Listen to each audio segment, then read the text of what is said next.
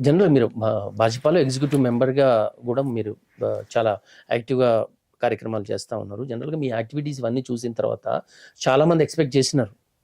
అనూహ్య రెడ్డి గారు ఎమ్మెల్యేగా కంటెస్ట్ చేయబోతున్నారు అని చెప్పి. సేవ చేసిన వాళ్ళందరూ మాకు టికెట్ కావాలి, మాకు టికెట్ కావాలి అంటే ఎలా చెప్పండి? నేను ఎక్స్‌పెక్ట్ చేయలేదు. నాకు అలాంటి థాటే లేదనమాట. కానీ అభిమానులు ఉంటారు గదా!